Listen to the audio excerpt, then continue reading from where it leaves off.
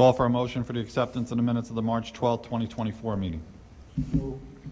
Moved. Seconded. Discussion? All those in favor? Opposed? No one. Motion carries. Public forum for this evening?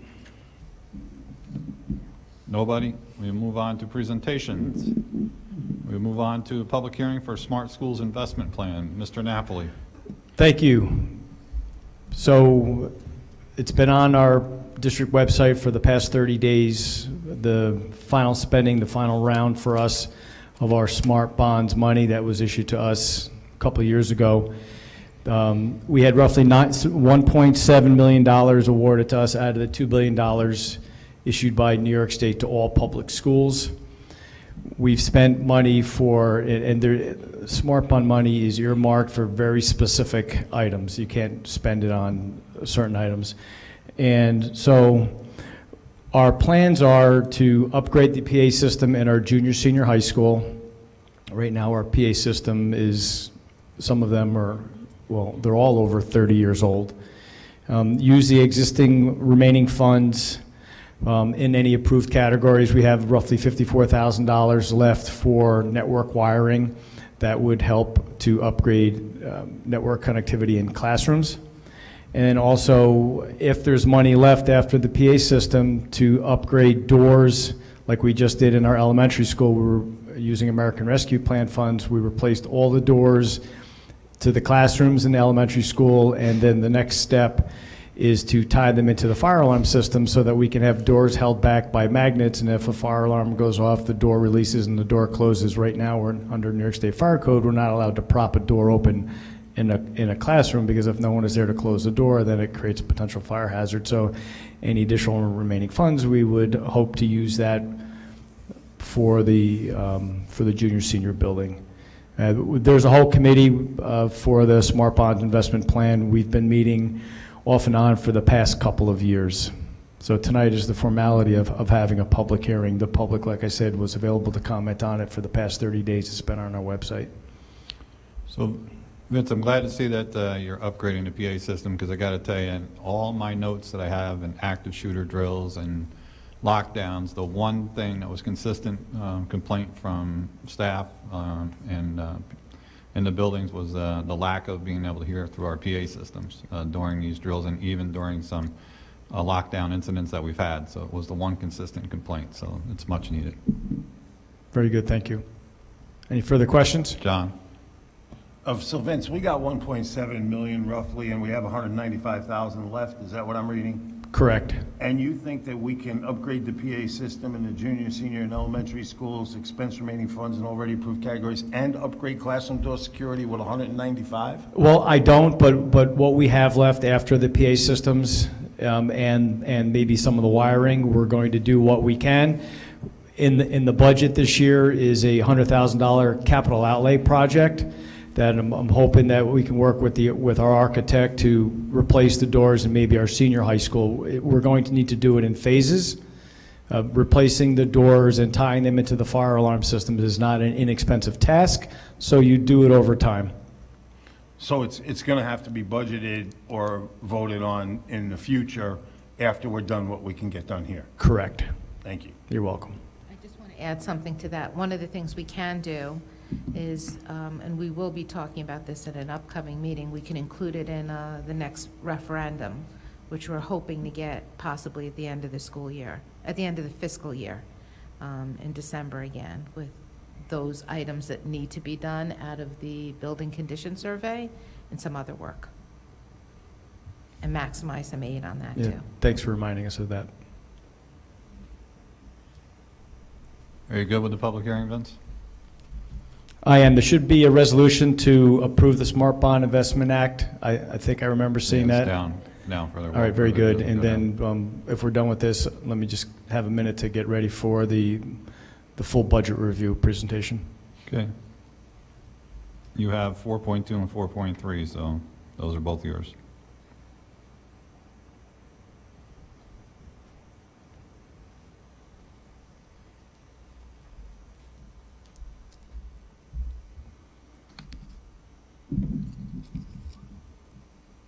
Go ahead. Ready? Okay, so tonight is our It's not our last budget presentation, but is a full budget review. The next presentation that we'll have is a budget hearing, which actually happens after the board adopts the budget. That's a formality. That's the way the state has us do that. Just about everything that I'll be talking about tonight, we've already talked about. We've had multiple presentations on it, so I'm going to go through pretty quickly. So if you have any questions, please ask me them at the end so we can move through this pretty quickly. The budget from last year was $60,882,000. This year it's $64,743,000, roughly a 6.45%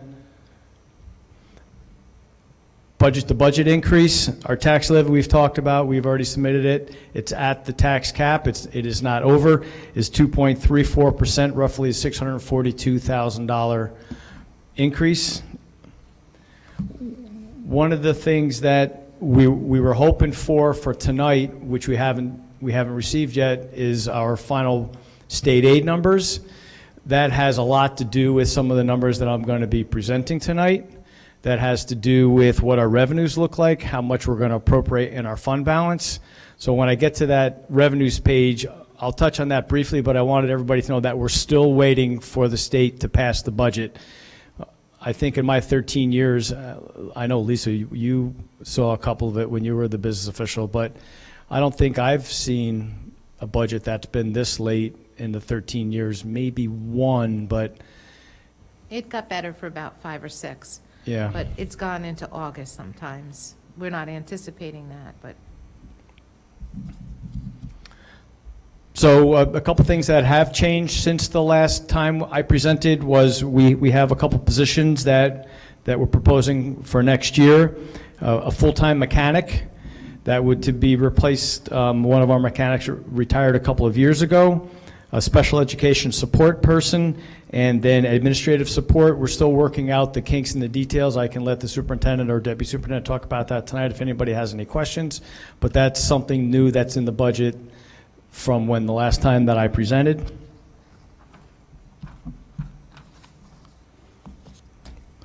Year to year, one of the things that we talk about, and when I do the full budget review, is we talk about the 3 administrative components, and at the budget hearing I'll talk about these in more detail.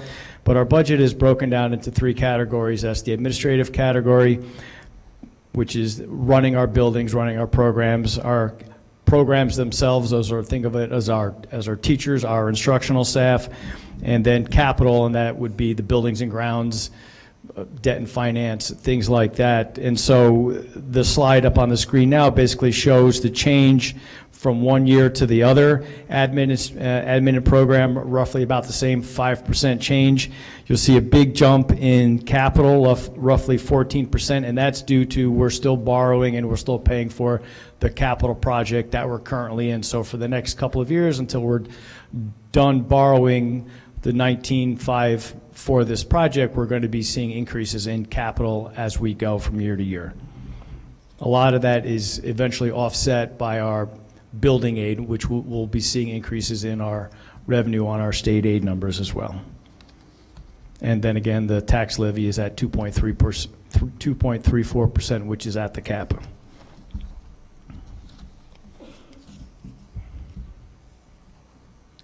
Our revenues have not really changed from the last time. We're still waiting on our state aid numbers to come in with our budget. So state aid is right now we're looking at 3.24%. When you have a school district or any municipality, we need to balance our budget. This is how we offset our expenses, or with the revenues, and the bulk of our revenues come from state aid and property taxes. Expenditures have not changed since the last slide, or the last time that I presented this slide. Those are in detail there as well, and we've talked about these a couple of times. Again, the state aid, it has not changed since the last time, so I'm not going to really spend any time on this slide. Where I am going to take a moment to talk about is this is draft. I will tell you that the data that is on this slide will change, and this is what the implications would look like by town. So after we levy the tax, a lot of this, or almost all of this, is driven by the equalization rates, and that's set by the local assessor and at the state level. So while I'll give a brief explanation of what this might look like, these numbers, I can tell you, are going to change when we do this in the fall and we set the tax bills and we set the tax levy. But basically what it looks like is, if you look at the town of Orsing with roughly 5,000 parcels, someone with their home assessed at $100,000, well, per $100,000, their tax bill might go up $112. So if you have a house that's valued at $100,000, you can see, on average, a change of $112 in your tax bill.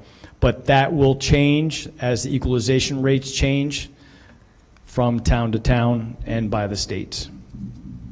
State, singular, sorry. Questions that we often field, and we still field them, Marisol up in our district clerk up in the superintendent's office. How do I vote? The registrations are available in the district clerk's office. That's right off of Maple Avenue. You can register at the County Board of Elections in either Ulster or Sullivan counties. We're going to be voting here, where we are sitting right now in the Senior High School Media Center. All schools vote on the same day, the third Tuesday of May. If sometimes I'm asked, well, if I vote no and the budget gets defeated, well, what does that mean? So that means that certain items in our budget, contingent items, are removed. They're usually capital items, like I can't buy a truck, pieces of equipment. But the big thing that people need to, the big takeaway is that the tax levy cannot go up from what it was last year or this current school year. So it would be a 0% increase in our tax levy.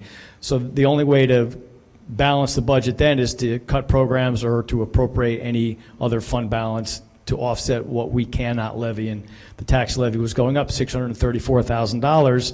So that means that's the $634 plus whatever capital items that we can't buy are going to have to come out of the budget. And if you can't make it to vote, you can certainly vote with an absentee ballot. You can contact Marisol in the district clerk's office. They do have some specific deadlines. They need to be mailed in and received 7 days prior to the budget vote. And if you want to run for the board, petitions to nominate candidates for the school board should be picked up from Marisol in the district clerk's office from 8 a.m. to 4 p.m. beginning April 8th. That's next week, and returned by April 22nd. Thank you. Superintendent? And returned by April 22nd at 5 o'clock in the district clerk's office. There is a bit of a change this year based on some legislation last year. You can vote absentee ballot, but you can also vote using an early mail ballot. So the difference between those two are just that an absentee ballot, you usually are required to supply a reason why you cannot appear in person to vote. An early mail ballot, you do not have to supply a reason. So both of those ballots are available for, quote, absentee or early mail ballots. I just want to give you some information about that. They will be, the applications in order to vote either early mail ballots or absentee, you have to get an application, fill out an application, submit the application to the district office. Then the ballot will be distributed, and that ballot can be has to be submitted back to the district clerk's office no later than 5 o'clock on the day of the vote. That's May 21st. So you can pick up applications starting on April 8th through May 20th in this district clerk's office. It can be mailed to you. An application can be mailed if it's requested, and you cannot submit applications prior to the 22nd. So the 22nd is the date that all the nominating petitions have to be in. We cannot put ballots out before that's finalized on the 23rd. So you can pick up the applications, the ballots will come out after the 22nd. Everything has to be returned by May 21st. Just wanted to clarify those dates. Thank you for that clarification. Anything else, Mr. Napoli? That is all. Thank you very much. Okay, we'll move on To reports and correspondence, I have nothing. Board members? Nothing. We will now move on to our trustee representative, Mr. Jack Henry. Good evening. For happenings and events before break, the senior high school performed High School Musical on March 15th and 16th. Both performances were amazing, and congratulations to all the cast and crew involved. Also, the faculty basketball Heat vs. Suns game took place on March 21st. The elementary school won a tight game in overtime. All proceeds went to the Leukemia and Lymphoma Society. Tomorrow night is the faculty dodgeball tournament sponsored by the National Honor Society. Tickets are only $2 and come on out and support all the faculty in the tournament. For athletics, spring sports are still up and running. The track teams have a meet next Tuesday at Onseora, and there was supposed to be a softball game today, but unfortunately the weather could not cooperate. Finally, for the fundraising, we're back from spring break, and there are a ton of new items for the spring on our Blue Devils merchandise website. The link is tinyurl.com/ECSD merch, or you can use the QR code. Thank you, Jack. We'll now move on to Superintendent Lisa Wiles. So a few things to update the board on. In your board packet, there were renderings of some proposed signage for the athletic entrances. So we'll be moving forward with that. If you had any questions, if you don't have them tonight, you just want to ask Vince in the next day or two, that would be great, but we'll be moving forward with that. Second item we included in the packet is, if you remember, Dr. Schenker was here talking about iPark, and there was a feasibility study that he promised us about moving the Career Tech program to Kingston, to the iPark program. That feasibility study is in the packet. Just a reminder that April 8th is a half day for students, full day for staff. There'll be an early dismissal that day. On April 11th, the Ulster County BOCES Board will be holding its annual meeting at the Port Ewan Career Tech Center. That's a great night for the boards to go out to. There's a presentation of the budget, annual programs, and also there's a dinner meeting that's prepared by the culinary students in the county. And we are working with the PTO to coordinate a meeting to address any concerns regarding safety or any other outstanding concerns for parents. They'll be forthcoming with a date, but I think they were going to try to do it at their an upcoming April meeting, but we have a call into them. The last thing I just want to announce, Mr. Lukaseski gave me some information tonight about some of our students that have won 2023 media contests from the Ulcer Prevention Council. The messages they had to put together for the media was anti-vaping and the effects of marijuana and alcohol on the adolescent brain. So for a video, Ryan Conklin and Miguel Caba, both in 10th grade, won first place. And then on the radio, Frankie Maldonado in 10th grade came in first place. And for foreign language, Salvador Maciel won that contest. It was a poster contest. And the studio students won even more. They participated in a railroad rail safety sticker contest, where they put in designs for stickers for the Metro North Railroad program.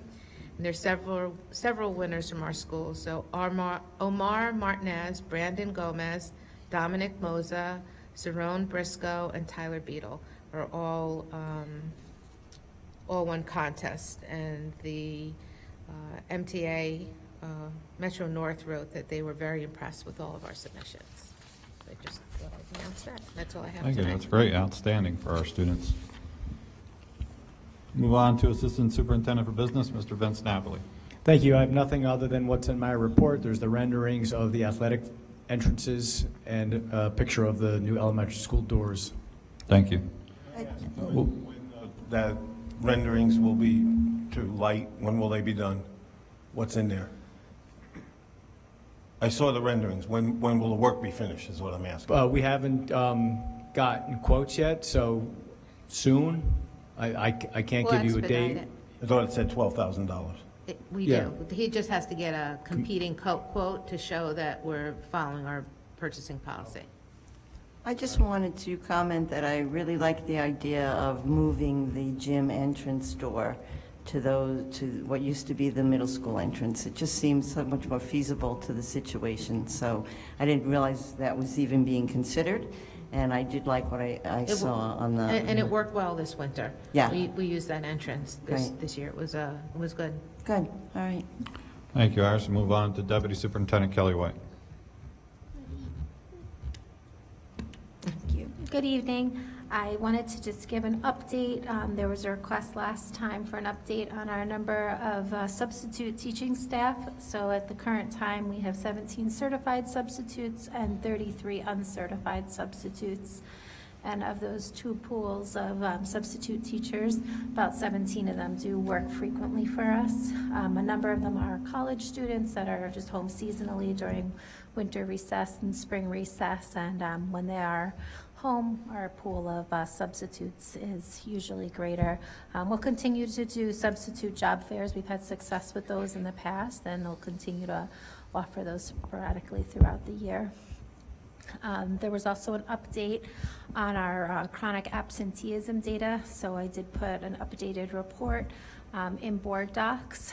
Just as a reminder, a student is deemed chronically absent when they miss more than 10% of the school year, so that's more than 18 absences in a school year. And at this point in the school year, we have 585 students who have already hit 18-plus absences, and 171 students who are at risk for reaching that benchmark as well. So as an administrative team, we're going to be doing a lot of work around chronic absenteeism and seeing what else we can do to combat this. Thank you, John. Yes, and Kelly, could you give us our total student population again? The total student population is about 1,450. So we're looking at over 50% of our students Correct. being labeled chronically absent by state standards. Correct. And, you know, people love to point out our test scores, and it just, we have to do more, and the parents need to understand, we can't help your kids if they don't show up to school. And I know we did a everyday counts thing. We need to be more creative and come up with some ways, because you can't help them if they don't show up, and having 50% or greater of your population being chronically absent is not good. Can I just make a comment? Yes. The New York State Education Department we're in the process of doing a review of our special ed programs on numerous data points, and Dr. Joshua Steinfeld has shared some best practices and suggestions that we're looking at.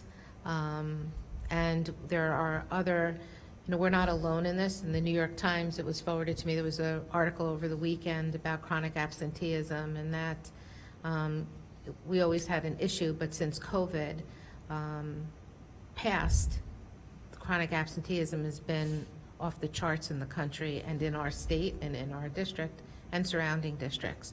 We'll make sure you get that article, but we're all struggling with other practices to put in place to get students here. But I know that our social workers and others are reaching out to families and to students, and we're looking at other joint tasks and practices that we can look at in the community, like we did just prior to COVID. Thank you. Move on to personnel resolutions for this evening. 6.1, teacher aide appointment. Upon the recommendation of the superintendent of schools, be resolved, Amanda Cruz be appointed to a 1.0 full-time equivalent teacher aide position at a contractual rate of $27,585, step 1, prorated effective April 3rd, 2024. This is a 10-month civil service position. Been moved. Seconded. Discussion. All those in favor? Opposed? No one. Motion carries. 6.2, teacher aide appointment. Upon the recommendation of the superintendent of schools, be it resolved that Jody Etzel be appointed as a 1.0 full-time equivalent teacher aide position at a contractual rate of $27,585. Been moved. Seconded. Discussion. All those in favor? Opposed? No one. Motion carries. 6.3, teacher aide appointment. Upon the recommendation of the superintendent of schools, be it resolved that Cecilia Reyes be appointed as a 1.0 full-time equivalent teacher aide position at a contractual rate of $27,585. Been moved. Seconded. Discussion. All those in favor? Opposed? No one. Motion carries. 6.4, support-related personnel substitute. Upon the recommendation of the superintendent of schools, be resolved that Allison Wilhelm be appointed as a substitute teacher aide at a rate of $126 per day work. Has been moved. Second. Any discussion? All those in favor? Opposed? No one. Substitute teacher aide. Upon the recommendation of the superintendent of schools, be resolved that Clara Kane be appointed as a substitute teacher aide at a rate of $126 per day work for the 23-24 school year. It's been moved. Seconded. Discussion. All those in favor? Opposed? No one. Motion carries. 6.6, MOA with the SRPs. Upon the recommendation of the superintendent of schools, be resolved the memorandum of agreement between the Ellenville Central School District and the ETS RPA school related. It's been moved. Second. Discussion. All those in favor? Opposed? No one. Motion carries. 6.7, AP review. Upon the recommendation of the superintendent of schools, be resolved that Ryan McIntyre be appointed for AP World History Review at a contractual rate of 50. It's been moved. Seconded. Discussion. All those in favor? Opposed? No one. Motion carries. Elementary Extended Day Program. Upon the recommendation of the superintendent of schools, be resolved that Jessica Porter be appointed as a substitute for the Blue Devil Girls Youth Group at a contractual rate of $45 per hour work for the 23-24 school year. Been moved. Seconded. Discussion. All those in favor? Opposed? No one. Motion carries. 6.9, assignment reduction resignation. Upon the recommendation of the superintendent of schools, be it resolved that the request for a voluntary reduction in assignment from 1.0 full-time equivalent to 0.6 full-time equivalent for the period of April 2nd, 2024 through June 30th, 2024, submitted by Rebecca Mahar, Literacy and Instructional Supervisor, is hereby approved. It's been moved. Second. Discussion. All those in favor? Opposed? No one. Motion carries. Budget resolutions. Motion move 7.1 and 7.2. Been moved and seconded. Discussion. All those in favor? Opposed? No one. Motion carries. Education resolutions for this evening. 8.1. Be resolved the attached list of student IEPs be acknowledged as appropriate. There are 36. It's been moved and seconded. Discussion. All those in favor? Opposed? No one. Motion carries. Senior High Dance Team Club. Resolved the Senior High Dance Team Club be created and approved. Moved and seconded. Iris? I think it's, yes, that'd be great. Thank you. So this has been an idea that students have brought forward for years since, this is my 9th year in the district, and it's brought up every year by the students. And we usually review what the process is for getting something up and running. And, you know, I think it took a while to, you know, get the right people in there to get it going, but they're looking to have a group where students can get together, learn how to dance, possibly perform at athletic events. I know we have the cheerleading intramurals happening, but there's a large interest in dance in the community, and there's nothing really within the local community to offer students. And I know students had recently approached Carrie Galloway and you know, brought this back up, and you know, she explained to them the process of gathering signatures, and the students that are spearheading this seem really committed to getting a dance program going here in the school. It's just another extracurricular. It'll be started now. Is that the plan? Well, I think we would have to post for the advisor, and so that's going to take After it's created. some time. And Yeah. then they have to create a schedule of meetings. I've always been a little curious about how the co-curricular is actually set up, you know, so they have to give you the idea of what they're doing and why they're doing it, and then they have a regular schedule that they follow, that they're committed to so many times a week, or however that works, Yeah, right? minimum of once a week. And we used to have a step dance club back in the day. Right. Mrs. Rahman was here, she would do it, then it filtered down, you know, and now there's interest in it again, so. Okay. And they will submit to the principal what their schedules are. Great, thanks. I was honored to be asked to teach the Texas Hold'em dance, but I've declined. I declined that. It was just an honor. Yes. Anybody else want to be heard? If not, all those in favor? Opposed? No one? Motion carries. We'll move on to construction resolutions for this evening. Motion move 9-1 to 9-5. Been moved. Seconded. Discussion. All those in favor? Opposed? No, they moved 9-1 to 9-5. Thank you. We'll move on to other. Under 10.1, resolve the 24-25 school calendar be adopted. Been moved and seconded. Discussion? Iris?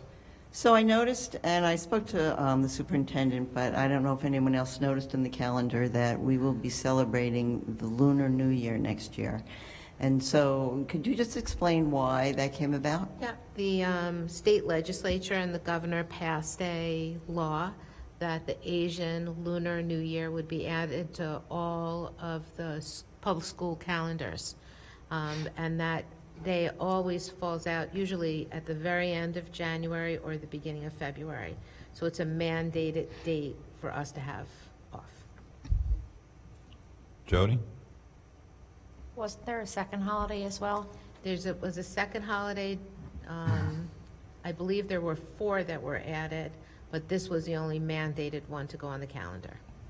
And when we put the calendar together, we usually follow the Ulster County BOCES because career tech's open, so we like to follow along with what they're doing. John? Yeah, a couple of years ago, the state came down with a minimum number of instructional hours, and yet they keep passing mandatory days off.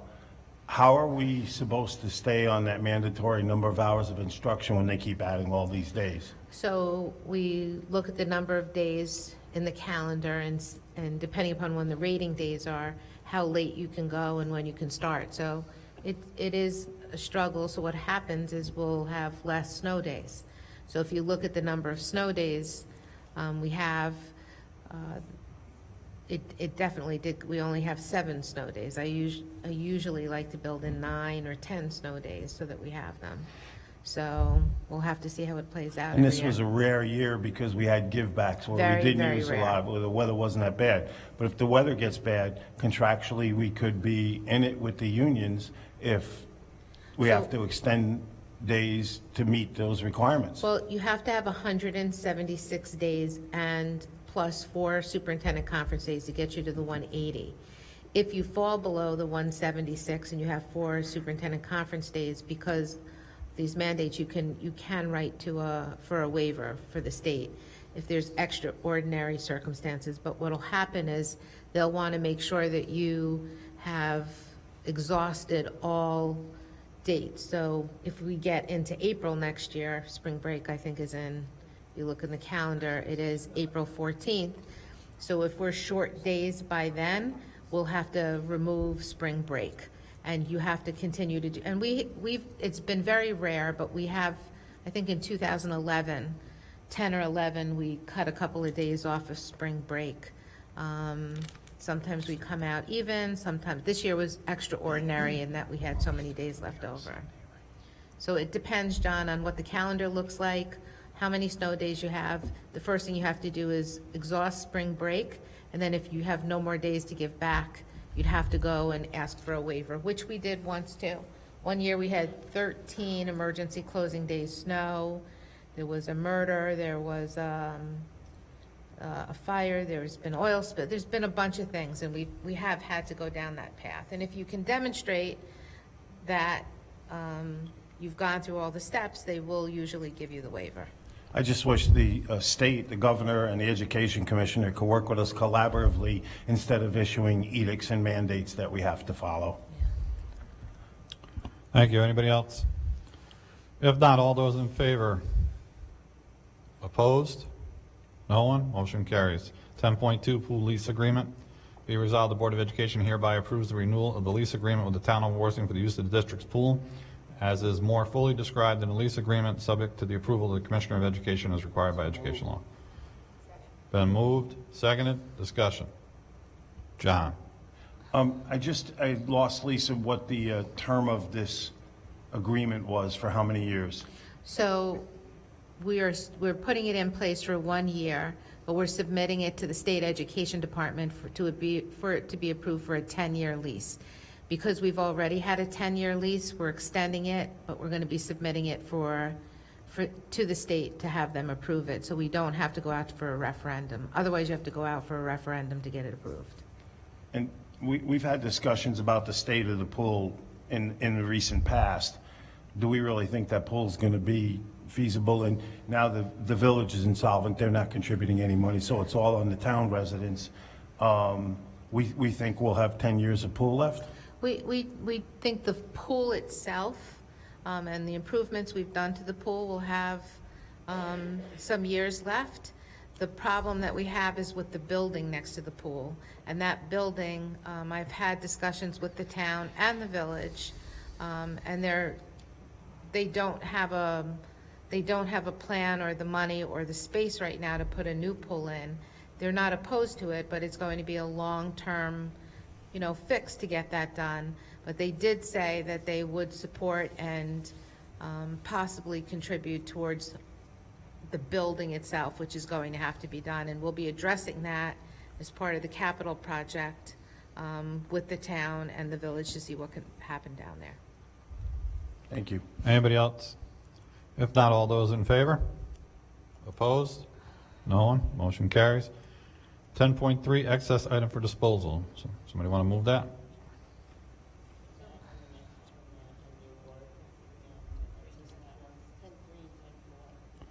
It's been moved to move 10.3 and 10.4. And seconded.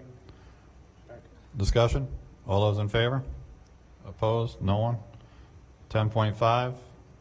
Resolve the Board of Education, Hillsville Central School District approve the revised agreement with the Cornell Cooperative Extension to provide a series of nutrition education classes for the 23-24 school year.